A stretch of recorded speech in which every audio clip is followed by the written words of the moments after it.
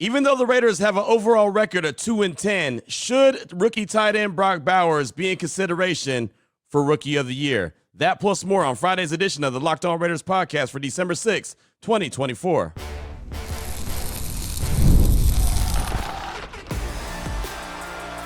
You are Locked On Raiders, your daily Las Vegas Raiders podcast, part of the Locked On Podcast Network, your team every day.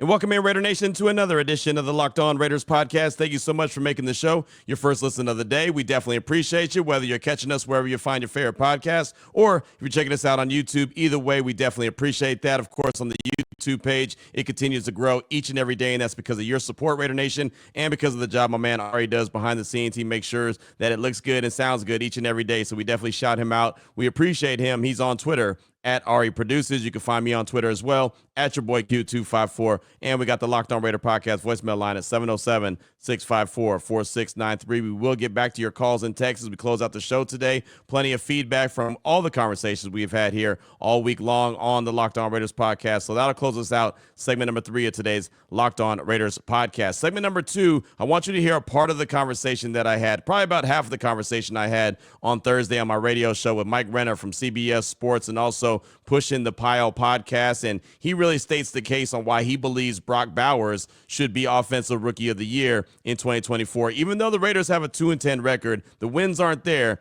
but Brock Bowers has been fantastic, and he explains that coming up in segment number 2. Plus, we'll get into a little bit of conversation about quarterbacks that look to be first-round picks in 2025. He even touches on Aiden O'Connell a little bit as well. So that'll be in segment number 2. Here in segment number 1, news and notes as the Raiders get prepared for Tampa Bay on the road coming up on Sunday. We'll jump right into it after I tell you about the title sponsor of the show, which is FanDuel. You can jump into the season at any time and expect a big return on FanDuel. New customers can place a $5 bet, and you'll get started with $150 in bonus bets if you win your first $5 bet. Visit FanDuel.com to get started today. And so off top, got some news and notes that I want to hustle through here in segment number 1 and really kind of want to tell you what I'm looking for in this game on Sunday at the same time, because I do have the conversation with Mike Renner that I thought was really good, and I thought you should hear it coming up in segment number 2. But on Thursday, we found out that Raiders rookie tight end Brock Bowers was named Rookie of the Month for the month of November. He led all rookies in receiving yards with 349,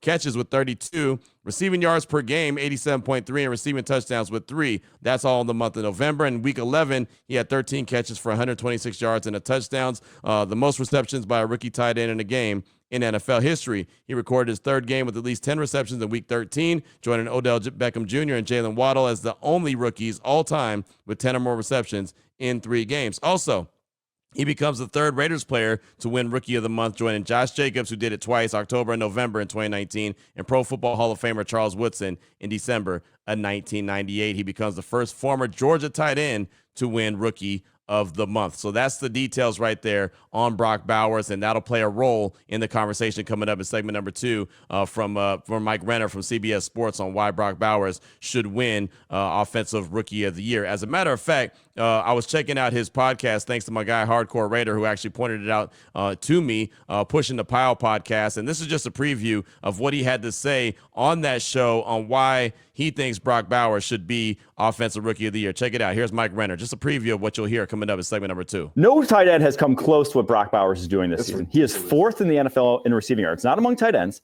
4th in the entire NFL, 1st in receptions. The rookie tight end record for receiving yards is 1,076. He's on pace for 1,256. The rookie tight end record for receptions is 89. He's on pace for 119. He is arguably the best tight end in the NFL as a rookie. And I think it's like a good argument. I don't think, especially this season, there's been a tight end better than Brock Bowers. Because of that, if you already reach the pinnacle of your position as a rookie, and no one else has, no quarterback is the best of their position, no running back is the best of their position, no offensive lineman is the best of their position. What are we doing here if this guy doesn't win the award? So that was from Pushing the Pile podcast. He was on my radio show after Hardcore Raider pointed that out to me. So he sent it to me on Thursday morning, super early. I sent a text to Mike, and he joined the radio show. And like I said, you'll hear part of that conversation coming up in segment number 2 of today's Locked On Raiders podcast. Also, some news we found out on Thursday that Maxx Crosby is the Raiders nominee for the Walter Payton Man of the Year. The last Raider to win it was George Blanda back in 74. And, well, Raider Nation, I was not alive when George Blanda won the Walter Payton Man of the Year award, but that's an awesome award. It's something that every single team has one representative from, a nominee from, and Maxx Crosby's been the nominee before Darren Waller's been there. You've seen Charles Woodson be nominated multiple times. There's been multiple Raiders that have been nominated for the Walter Payton Man of the Year award, but it's a prestigious award given out in the NFL,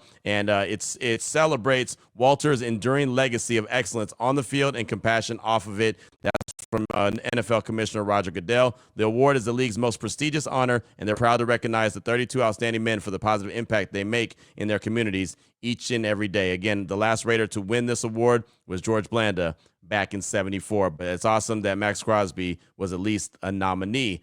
Quickly, as we go through the news and notes of the day here in segment number 1 of today's Locked On Raiders podcast, I did want to go over the latest injury report that we received on Thursday. On Wednesday, it didn't look too bad for the Silver and Black. Talked about it quite a bit on the crossover edition with James Yarko, host of Locked On Bucks. On Thursday, well, it became a little bit more complicated. The DNPs did not participate. Nate Hobbs, who's been nursing an ankle injury, he's been out multiple weeks. I expect him to be out again this week on Sunday versus Tampa Bay. Zamir White, he's nursing a quadricep injury. He did not participate on Wednesday or Thursday. I expect him to be out on Sunday as well. He might not play again this season as far as I'm concerned, and when he has been out on the field, it hasn't been very good either.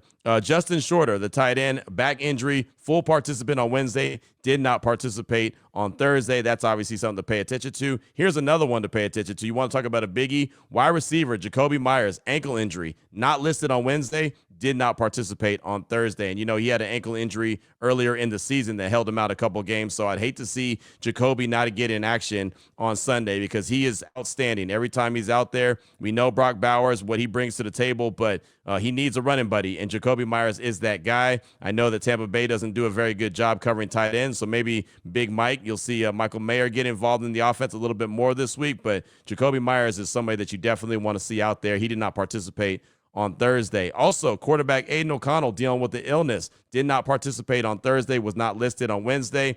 I'll be really curious to see what the injury report looks like later on today if he goes and returns back to practice and make sure that he's in line to play on Sunday. I don't want it to become the Desmond Ridder show coming up on Sunday. So you definitely want to see Aiden O'Connell had some success. Obviously, last week against Kansas City, the first week with offensive coordinator Scott Turner. Want to see him continue to build that continuity, and he's got to be out there on the field to be able to do that. Also, running back Amir Abdullah dealing with a foot injury, not listed on Wednesday, but full participant on Thursday. So I'm sure he's good to go coming up on Sunday. Really looking forward to seeing more Sincere McCormick, more Aiden O'Connell with Scott Turner, more Brock Bowers, hopefully to see Big Mike get involved in the game plan offensively, not just a blocker, but also just get involved as a pass catcher because the Tampa Bay Buccaneers are so bad at stopping the tight end. So I think this could be a really good coming out party for these two guys. Remember, 12 personnel is something that the Raiders had talked about and harped on all offseason, all training camp, all preseason. That's what they were going to do a lot of, 12 personnel.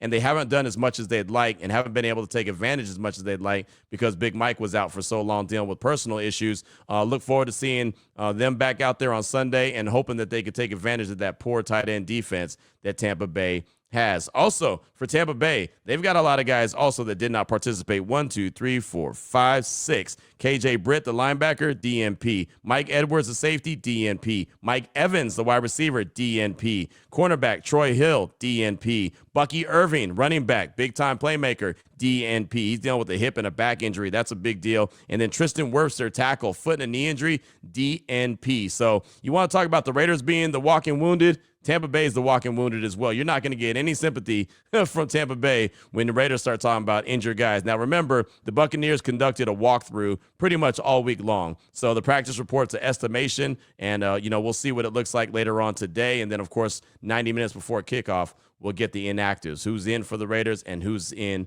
for Tampa Bay, or I guess I should say who's out for the Raiders and who's out for Tampa Bay. But that's the injury report, the latest and the greatest. We'll get another one this afternoon. If you're following me on Twitter, @yourboyQ254, I will tweet it out as soon as I receive it from the silver and black. And we'll, of course, talk to Antonio Pierce this morning about 9 a.m., about 9:15 to be exact. And we'll kind of get his thoughts on a couple of these injured guys if he thinks they'll go. Normally, he's pretty, as a matter of fact, and is able to say, yeah, this guy's going to go, this guy's not going to go, he's doubtful, whatever the case may be. We'll do that about 9:15 this morning with head coach Antonio Pierce. But gave you a little bit of a tease of what Mike Renner from CBS Sports and Pushing the Pile podcast had to say about Brock Bowers and why he should be Offensive Rookie of the Year in 2024, even though the Raiders are 2-10. Well, he joined my radio show on Thursday, and we deep dove. We had about a 22-minute conversation. I'm not going to hit you with the whole thing, maybe about 8-9 minutes of it. We'll do that in segment number 2 with today's Locked On Raiders podcast.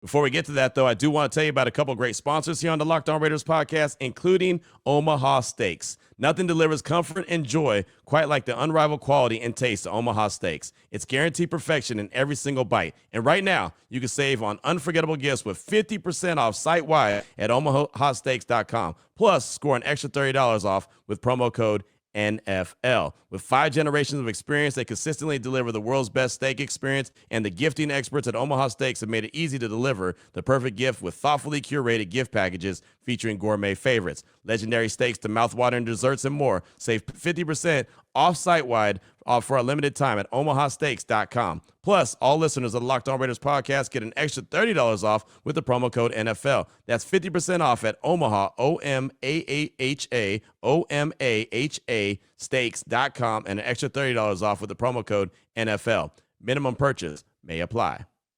I also want to tell you about Skylight Frames. And if you're missing someone this holiday season and you want them to be a part of your festivities from afar, you can do that. Your loved ones live far away, but they want to be with you. That's okay. We can all help make that happen. That's right. We've got the perfect gift for you. It's called Skylight Frame. It's a touchscreen digital photo frame your whole family will love. Upload thousands of photos with your phone and watch them appear in seconds. It's so easy to use. Setup takes less than 60 seconds. It's seamless sharing, and you can invite friends and family to easily share photos by way of the free Skylight mobile app or email, and no account or subscription is required. Touchscreen is a game changer where swipe through photos, tap to see new photos sent, tap the heart button to say thank you to the sender. It is real simple. And as a special limited time offer for all Locked On Raider podcast listeners, get $20 off your purchase of a Skylight Frame when you go to skylightframe.com/NFL. That's Skylight Frame,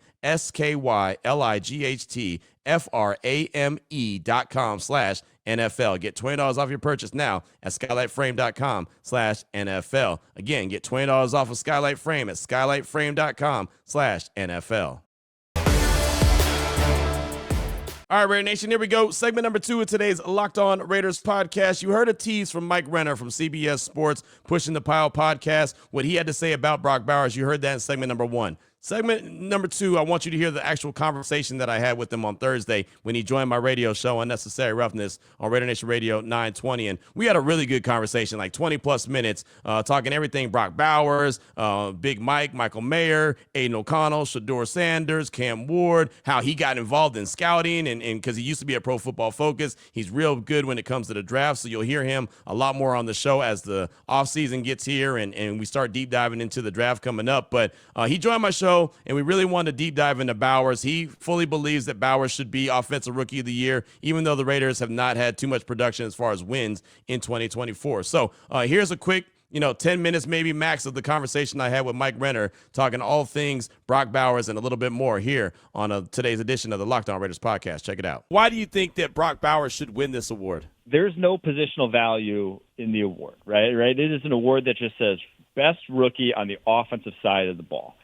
I can't think of how you can be better than Brock Bowers, right? Like, if you can be as good as you can possibly be as a tight end, and he is truly putting together the best season we've ever seen from rookie tight end, and not only best rookie tight end, he is the best tight end in the NFL, at least from a statistical standpoint. Now, maybe there's some better inline blockers, more complete guys, but for what tight ends get paid to do, catch footballs, he's done it better than any tight end in the NFL this season.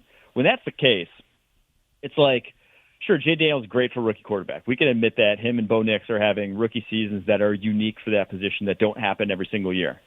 But they ain't the top 3 quarterback in the NFL right now. They're not playing like the best quarterback in the league.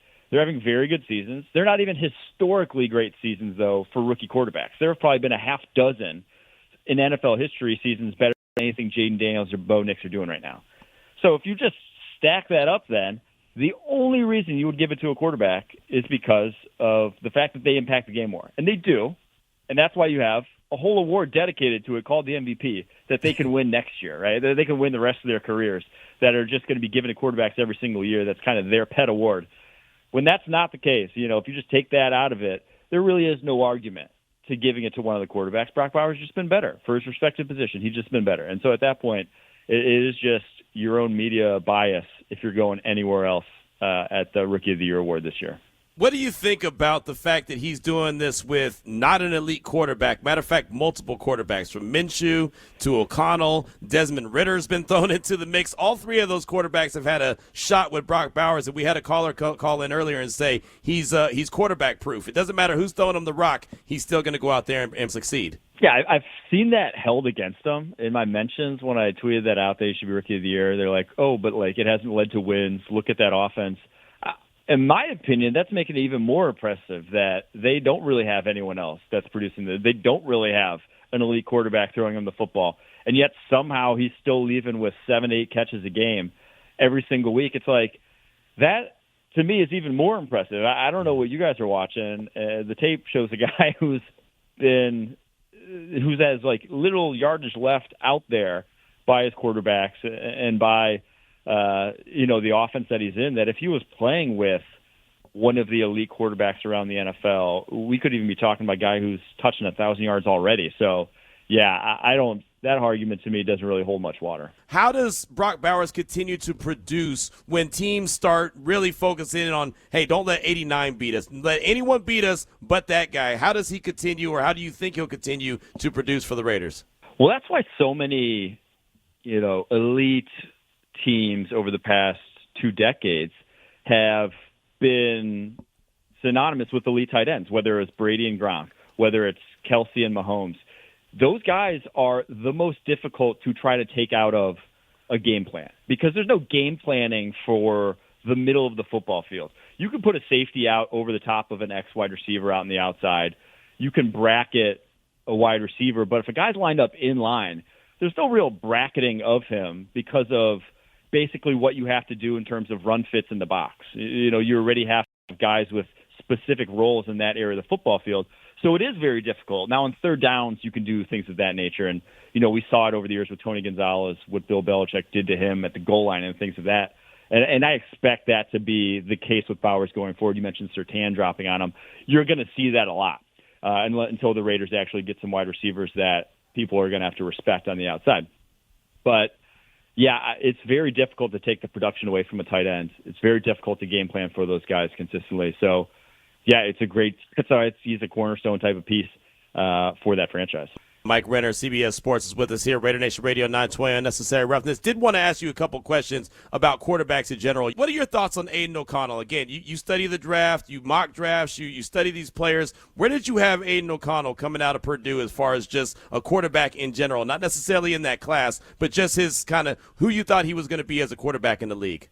Yeah, I was worried about just the decision-making from him coming out of Purdue. I loved how fearless he was. I loved how he could operate from bad pockets. I loved they didn't really take too many sacks. But the man threw balls up for grabs seemingly once a week, and sometimes twice a week on tape at Purdue, where it's just like, oh, you really don't want that. And for as experienced as he was, you would have thought he would have gotten those out of his system. And so I see him as a high-end backup in the NFL is kind of where I project him in the draft. And truthfully, from seeing him through 2 years now in the NFL, I'm not sure he's done much to change my mind in that. Now, obviously, he's going to get the rest of the season to change minds and maybe next year if the Raiders quarterback market evaporates from them in the draft. But that's just kind of how I saw him, unfortunately, for Raiders fans. I just don't know if I ever see the guy who's consistently accurate and consistently makes good enough decisions to kind of get around the fact that he's not a guy who can make plays with his legs and create in other ways. So that leads me to 2025. Where would you, or who are you looking at, I should say? I don't want to influence you. Who are you looking at as the top quarterbacks in this upcoming draft in 2025? I have Cam Ward at the top, and truthfully, I see it as a pretty big gap right now. I really believe in Cam Ward. I think what he did to turn around Miami this year just what he brings to the table from a physical perspective, just who he is as a person. I believe in that guy figuring it out at the NFL level. He brings all the creativity to the table that you could want with real high-end arm talent. He's still rough around the edges, but like I think he has good excuse to be. It just if you look into his background and where he played in high school to Incarnate Word to Washington State, like just kind of not a great developmental track if you're going to be an NFL quarterback, but he's still overcome at every single stop. So love what I see from him. I'd put him as the number one type of prospect, number one pick type of prospect. I think he's the only one I put in that bucket. Okay. I think Shedeur Sanders does a lot of nice stuff, a lot of stuff that I think he could be a franchise quarterback at the next level. I just worry about his ceiling. He does not have a strong arm. He's a plus athlete, but not dangerous, right? He's not worrisome as a runner out in space. He can get out of the pocket, but he's not going to win you games with his legs the way like a Jaden Daniels can, the way Josh Allen can. He's not to that level. So with the kind of lacking in the tools regard, I just worry about some of his, sack taking, some of his risk taking. I still think he's a very good prospect. It's just if I'm trading up, if I'm fifth and I want to go get a guy in this class, I don't think I'm moving up any draft capital to go get Shedeur Sanders, but he very well could be a franchise type of quarterback at the next level.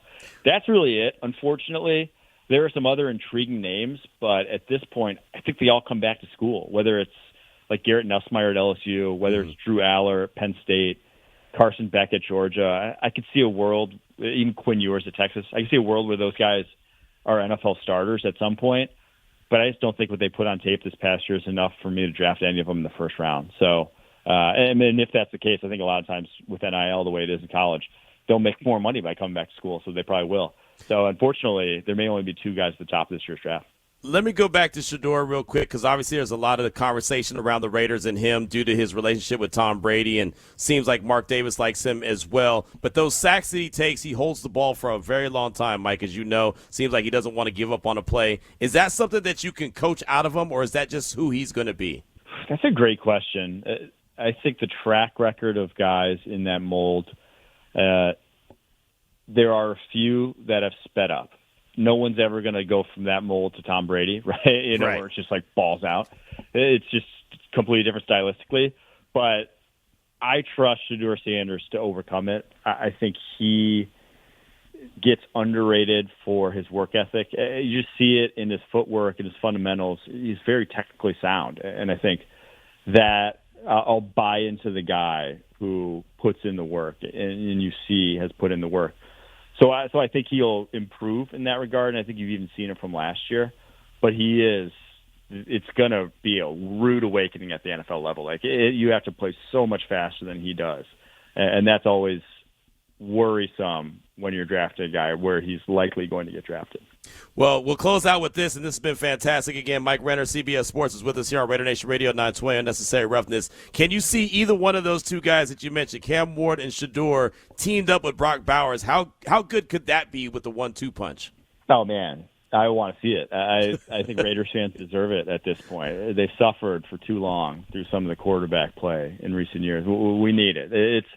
And I think either would make sense for the Raiders and what they have in that roster right now. But it's like, that's only one piece, right? It's only the beginning. They need to keep making good decisions the way they did this past offseason. So hopefully that's the case. I thought that was some really good stuff from Mike Renner. And again, I got a shout out to my guy, Hardcore Raider, who brought that podcast to my attention, sent me a DM on Twitter at your boy Q254. And, sometimes you just got to be at the right place at the right time. It was really good timing that he sent that to me. I was able to, listen to what he had to say. I have a good relationship with Mike, so I reached out to him immediately and I had him booked for my radio show. And so I thought that was some really good stuff. The nuts and bolts and the, steak and potatoes part of the conversation that we had from Thursday, and thought it'd be good to bring it to the table on today's edition of the Locked On Raiders podcast. What's on your mind? Your calls and texts are going to close out the show in segment number 3, 707-654-4693. That's coming up next.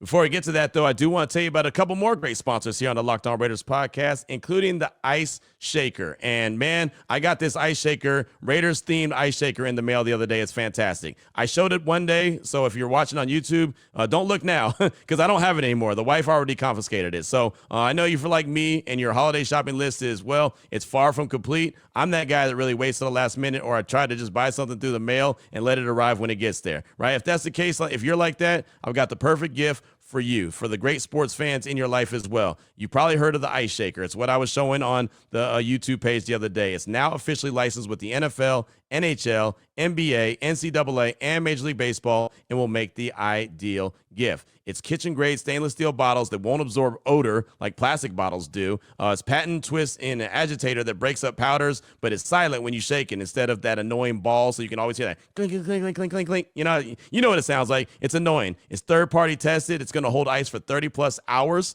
So you're good to go. That's going to stay cold for a long time, and it's customizable. So you can send us your logo or check out all the logos that they have, and boom, it arrives in 3 to 5 business days, and turnaround time is really quickly. So you want to definitely go ahead and check that out. IceShaker.com. The goal is to get the sports fan in your life the best gift, right? Well, they can help you do that. Again, IceShaker.com. Make sure you use the promo code LOCKEDONNFL for $20 off any IceShaker. Again, LOCKEDONNFL for 25% off. It is fantastic. Maybe I'll be able to sneak it away from the wife soon, and I can show it to you again on the YouTube page, but more than likely not. She's got a lot of cups, but that's the one she likes the most, and we got it from IceShaker. IceShaker.com. We've got the Raider theme, but you can get many of them. Check them out. Promo code is LOCKEDONNFL for 25% off any IceShaker.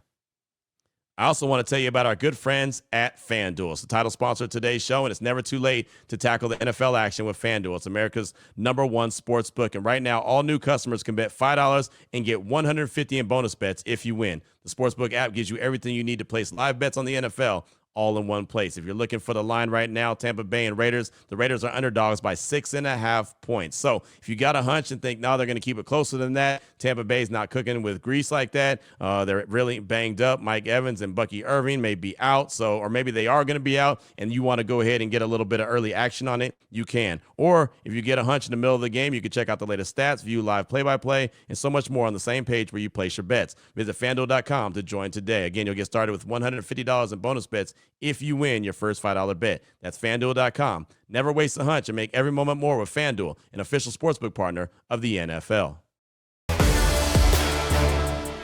Here we go, Raider Nation. Segment number 3 of today's Locked On Raiders podcast. Your calls and texts off that Locked On Raider podcast voicemail line, 707-654-4693.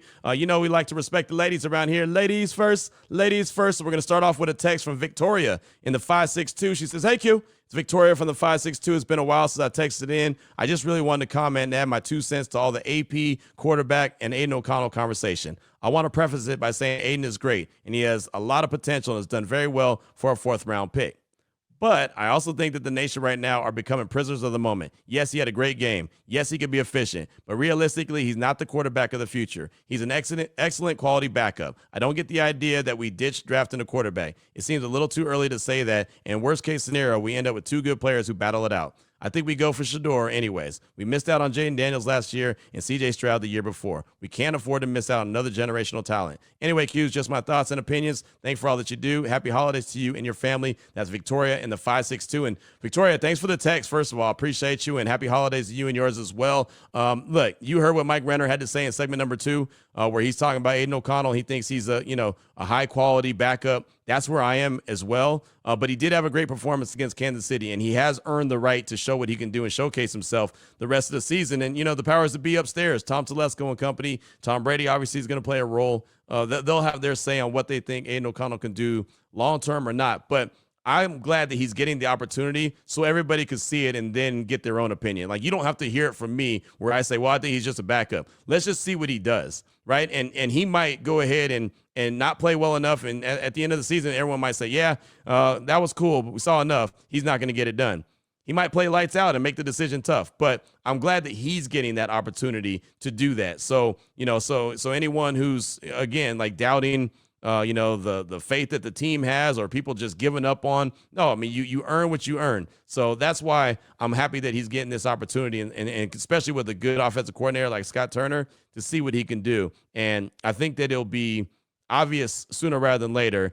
Just like you said, he did really well against Kansas City, but don't be a prisoner of the moment. That's why I didn't want to get too high or too low on the performance. Really good job. I started nitpicking, talking about the middle of the field, that he didn't do that very well. All right, let's see what you got, right? Can you do it consistently? Can you be that guy consistently? So I'm Team Shador as well. I know a lot of people don't like that. That's fine. It's like almost like you're cussing someone's mother if you say that you like Shador. It's like either you love him or you hate him. I'm not too sure why, outside of the last name and his dad, but okay, that's fine. But Cam Ward is a really good option as well. And you heard Mike Renner. He had Cam Ward as his number one quarterback. And Shador, not even close to at number two, but it wasn't really that tight of a range right there. So really good stuff. Victoria, thanks for the text. I appreciate you.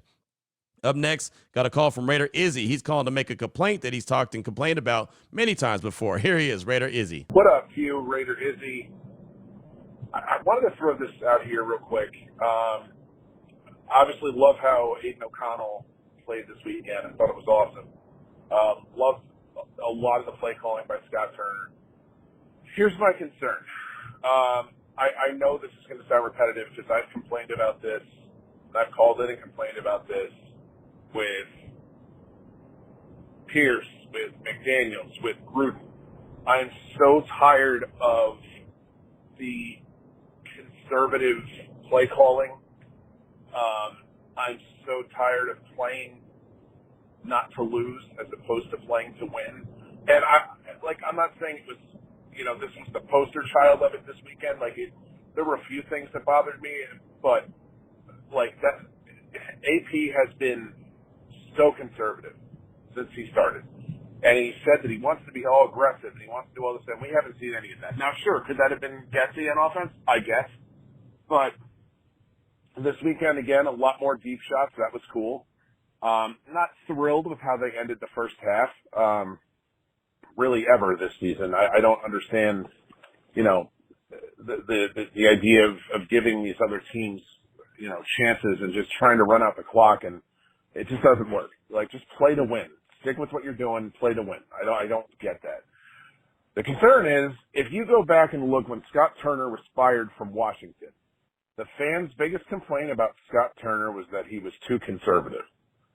Man, I don't care how much talent we put on this team. I don't care how much. I don't care if we get Shador, T. Higgins, the best defensive coordinator on the planet, go crazy. If we're going to play not to win, and again, not saying this weekend they necessarily did that, but if that's what they do, there's no way we're ever going to be able to consistently compete with some of these teams. Buffalo, Detroit. Look at Detroit, man. They put the foot on the throat. And I feel like Brady's going to want to do that. And I feel like Brady is not going to want this conservative stuff because he was the king of foot on the throat. So I just want to get that out there, man. That's a concern I've had for a long time, as you know. And I'm still kind of concerned about it. So, like you said, let's see what they have the rest of this year. I'm all in.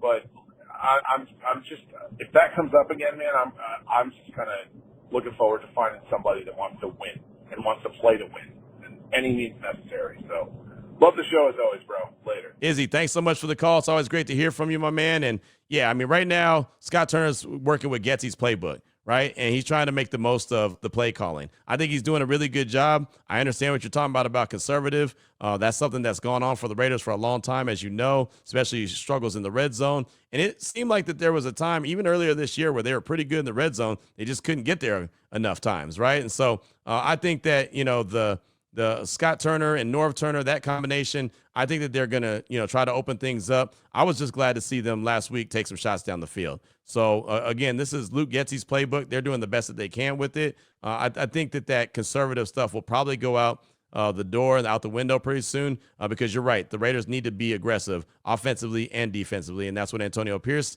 has mentioned before. But they just the way that the offense has functioned this year or hasn't functioned this year has been a big struggle as far as that's concerned. But thanks for the call, my man. It's always great to hear from you. Up next, got a text from North Texas Raider. Say, what's up, Q? North Texas Raider. I want to start by saying that I've been an Antonio Pierce hoper.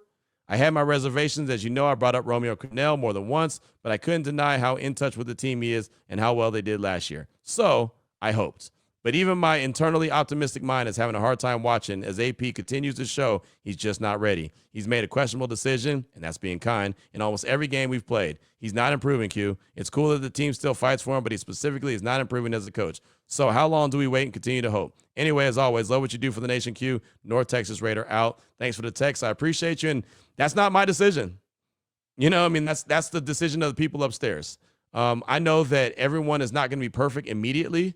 I can only put myself into a position of what I know, and I know radio, and I know most recently I've been filling in for Greeny on ESPN Radio, which is a big-time show on ESPN Radio.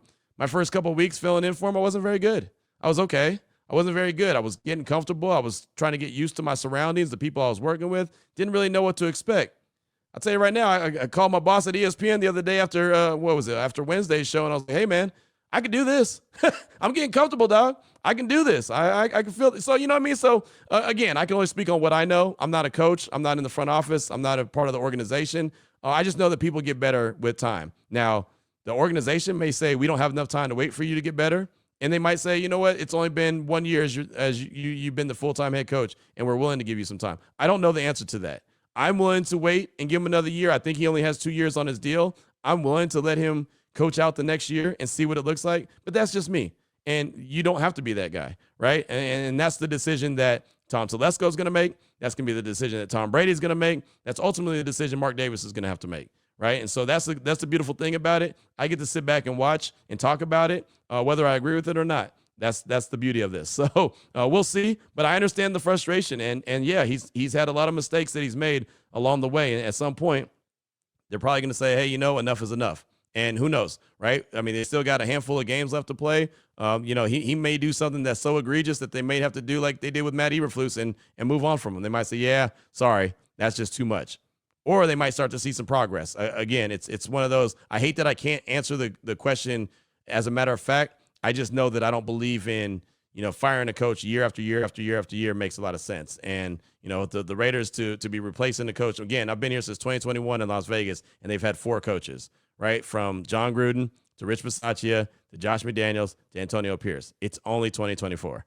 So at some point, and I'm not saying don't ever fire a coach because you want continuity, but, man, at some point that cycle has got to end. But thanks for the text, man. It's great to hear from you. Up next, got a call from Tuck Rule Fool from Colorado. He's calling to talk about Shedeur Sanders and a reason why his dad, Dion, might actually end up wanting him to stay in Vegas, and it has to do with Antonio Pierce. Here he is, Tuck Rule Fool. Hey, Q. This is a long-time listener, Tuck Rule Fool out of Colorado. So a lot of talk has been about Sanders and is he going to be coming? Is he not going to be coming? How much of his dad is going to be an influence? Is he going to be a problem, et cetera?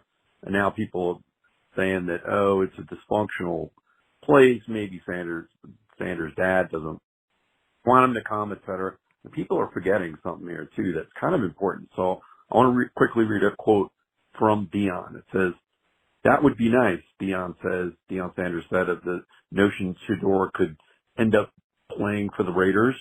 They have a wonderful head coach and a wonderful president. That would be nice. I've been looking around the stadium. It's a nice stadium. It's nice around here. Sanders also added that he was a big fan of Raiders coach Antonio Pierce. And this is to me where it gets interesting. I like your thoughts. He's a great man. He's a great leader. He earned a job. He didn't give him nothing. I love what he brings to the table. I don't want him to lose to the point where he has the ability to get Shedeur. Let's get that straight. I don't want that to happen, but I wouldn't mind some kind of way it happens that he's here, meaning in Raiderland. By the way, this quote may be the only reason AP comes back in 2025. That's where I want to get your thoughts. People saying he's gone, but it sounds like, Dion wants him there because, partly because of Pierce there. So Pierce gets canned as maybe Dion doesn't want him there. So this may be some of the leverage, maybe the only leverage that AP has, even if the Raiders keep losing. So, and maybe one of the reasons Mark keeps AP is so they can keep the Sanders family happy so that they don't try to pull an Eli. A little bit of a conspiracy theory, but I don't know, though. I think where there's smoke, there's fire. I'd like to get your thoughts on that. Peace out. Tuck Rule Fool. Tuck Rule, thanks for the call. Appreciate you. And yeah, I remember when Coach Prime, Deion Sanders, when he mentioned that was at the Big 12 media days that were at Allegiant Stadium earlier this season. He said he was going to go check out the facility. He's obviously got a lot of respect for Antonio Pierce. He's got a lot of respect for the president, Sandra Douglas Morgan. I've actually seen Shedeur sit down and conversate with Sandra Douglas Morgan. He's obviously met with Mark Davis at the Aces game. There's a lot that, the tea leaves are pointing to Shedeur being in Vegas, and that's the guy that they want, not to mention the relationship he has with Tom Brady. But you're right. Maybe Antonio Pierce coming back next year is what seals the deal for Shedeur ending up in Vegas. I mean, that could play a role, right? I mean, I'd be foolish to say, no, that's not going to play any role. I'm not saying that it should play a role. I don't think that that's a good business approach, right? Bring a guy back just to lure a quarterback to I don't think that's a good business approach, but I'm not saying that that's not crossing the minds of any. Right, that very well it easily could be part of the equation, especially if AP only has a 2-year deal, like I believe. Again, I don't know that. I don't want anyone to quote me and say Q said that he thinks that he only has a 2-year deal. I don't know that for 100%, but there's been plenty of reports out there that says exactly that. So again, it is not confirmed by me or anyone I've talked to, but that's just my belief. So he that could be part of it. Right. Again, I'm not confirming or denying it. It's definitely something that we've seen before as strong possibilities. But thanks so much for that call. I do appreciate you. Or that text. That call. Yeah, I got a text now. Thanks for that call, Tuck Rule Fool. Appreciate you. Hope you have a great weekend. We'll close out with a text from Gonzo Raider in the 505. Says, hey, Q, happy Friday to you and Raider Nation. Gonzo Raider from the 505. I just got a couple of things. If you put on your owner hat, who would you re-sign to the Raiders? Now, JPJ had a miscommunication last game and some penalties now that he's starting, but I'm enjoying watching him play. If you watch him during the plays and his intensity, which may lead him to some penalties, it's a breath of fresh air for that spot. It's no wonder why Max nicknamed him Meathead. The man is playing with some grit for sure. Now, right now, not the most popular opinion, but I'm super excited for the future of the team. With no injuries and acquiring more weapons, we could take steps to the elite status. Raiders all day, every day. Let's go. That's Gonzo Raider in the 505. Well, the good thing is JPJ is a rookie, so he's got a contract, so you don't have to worry about re-signing him. But I would look at Nate Hobbs. Robert Spillane I would sign right now. I would have signed him on Black Friday, right? Maybe get a Black Friday deal, right? I would have signed him. He's been great since he's been with the Raiders. I like him a lot. Nate Hobbs is going to be a free agent. He's a guy that he's probably on the fence only because he's been injured so much and he's currently injured. Trayvon Merrick, I think he's on the fence as well. Let's see. Who else is out there? Divine Diablo. I'd probably let Divine go, even though I think he's a good player, but I'd probably let him go ahead and test free agency. Let's see. Who else do they have? I thought there was another guy that they had that was a pretty big deal. Oh, Malcolm Kuntz. Malcolm Kuntz. Now that's going to be a tough one because he didn't get to play this year, right? And he was in line for a big money deal. I would probably bring him back, maybe get him on the cheap on a 2-year deal and hope that he's able to bounce back good from that ACL tear. And the good thing is he had it before the season, so he's had all year to recover. Hopefully he's able to come back strong. But if I can get him on a little bit of a team-friendly deal for maybe the next 2 years, I might do that. Maybe even a 1-year deal, right? A 1-year prove-it deal, and then you go back to the negotiating table after he proves how healthy he is. But I would definitely think about Malcolm Kuntz. That would be a guy I brought back for sure. But thanks so much, Gonzo Raider. It's great to hear from you. Hopefully you have a fantastic weekend and enjoy the game on Sunday. Matter of fact, that goes for everyone in Raider Nation. Make sure you enjoy the game on Sunday. Raiders, Tampa Bay, early kickoff with it being on the road there in Tampa Bay. So we'll be back on Monday. We'll talk about the game, talk about how it all played out. Hopefully some players on the Raiders stand out and do their thing. And we got some real good positive stuff to talk about. Pay attention to the tight ends. Brock Bowers, Big Mike. This could be a big game for them as Tampa Bay is not good at stopping tight ends defensively. So that's going to be my big keys to the game. Feed the tight ends, feed the tight ends, and feed the tight ends some more. So until Monday, Raider Nation, take care of yourself, take care of your family, love on your family, have a fantastic weekend, and just win, baby.